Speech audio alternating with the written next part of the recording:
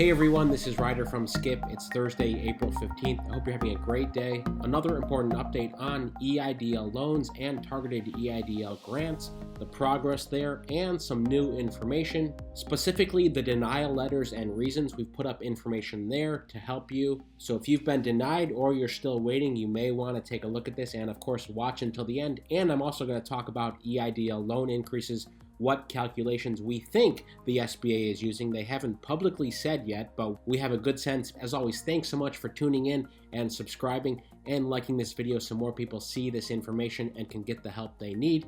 Let me dive right into the important dates to keep in mind. This is directly from our SBA contact. She answered two important questions I talked about yesterday. When can you expect EIDL loan increase information? So many of you have already emailed in to request. When can you expect to hear back? According to her, she says most borrowers that requested an EIDL loan increase by email should receive a follow-up contact from the SBA by the week of 4/26. So not next week, but the week after. So we have 2 weeks. Next week, we are announcing an EIDL loan increase tracker on our app. So keep that in mind. The second important date, when can you expect to find out about the $5,000 supplemental targeted advances? Again, she says by the end of next week. So you'll hear about those first, then the EIDL loan increases. For all of you waiting, that's good news.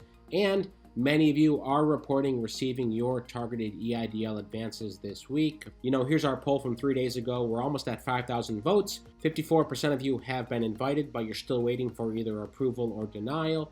15% have been approved. 9% have been denied. 22% of you are basically still waiting.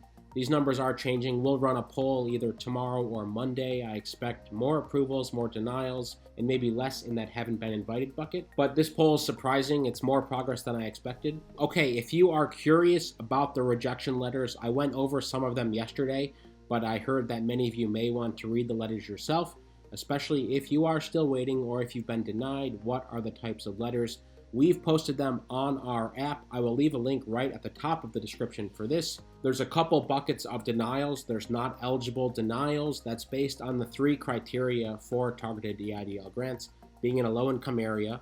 But if you got the invite, there's a fair chance that the SBA already believes you are in a low-income area because we haven't seen any denial letters related to not being in a low-income area. They are only related to revenue loss and the original EIDL requirement that your business should have been around in 2019. So here's one not eligible example that they can't find your record when they contact the IRS. That's maybe the IRS's fault. And the second example is that they have seen your tax return, but they can't substantiate the 30% revenue reduction. You can read these in detail on our blog and app, link right below for you. So if you are curious and want to see specifically what people are seeing, and again, thank you to the dozens of you who've sent in examples, who've sent in letters. It really helps, especially for everyone else kind of waiting, maybe being a little anxious as to what to expect. This will help people understand what hopefully they don't expect, but what they may get, and just so they have a little bit of heads up. The second main bucket is unverifiable information. 2 main examples here. During the loan underwriting process, they were unable to validate certain information.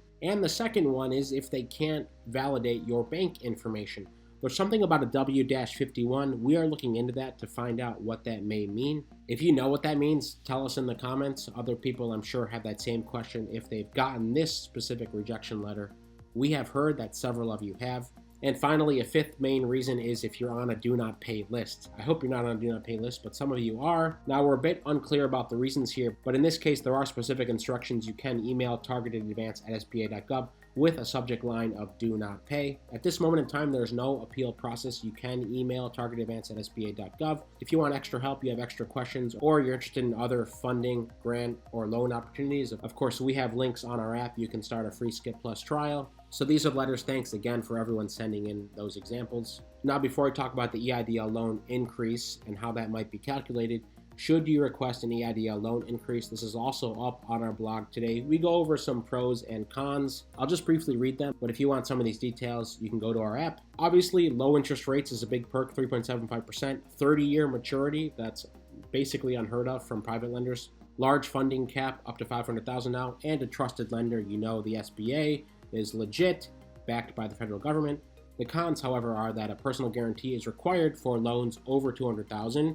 This is increased debt for your business. These aren't grants, these are loans, so you have to pay these back. and if you can't, it'll hurt, of course, your business and maybe personal credit. And the third is this is a long process. It may take a long time to hear back from the SBA, but if you're watching this video, you're most likely very patient anyway because you've been waiting months and months and months for these programs to roll out. Our conclusion is that EIDL loan increases are a good funding opportunity for a low interest loan, but they aren't grants. By the way, the other post we put up yesterday is that the Johnson & Johnson vaccine pause is expected to last days to weeks. Dr. Fauci said this yesterday. Meanwhile, the latest numbers are that 125 million people in the US have received at least one dose, and almost 80 million people are fully vaccinated. In terms of how the SBA will calculate the EIDL loan increase, I talked about this in a previous video. It's worth reiterating. The rules are basically from a 150 cap to 500 cap. However, the calculation is based on working capital. Before, they would make the amount determination based on 6 months of your working capital. They'd look at your revenue and say, okay, this is what we determine as 6 months of working capital. We are going to offer you that loan amount. And of course, you didn't have to take the full loan amount. You could take less. So that's 6 months of working loan. They 4x'd it to 24 months of working capital. So the couple examples are, of course, if you were approved for 20K before, in theory, you should now be approved for 80K.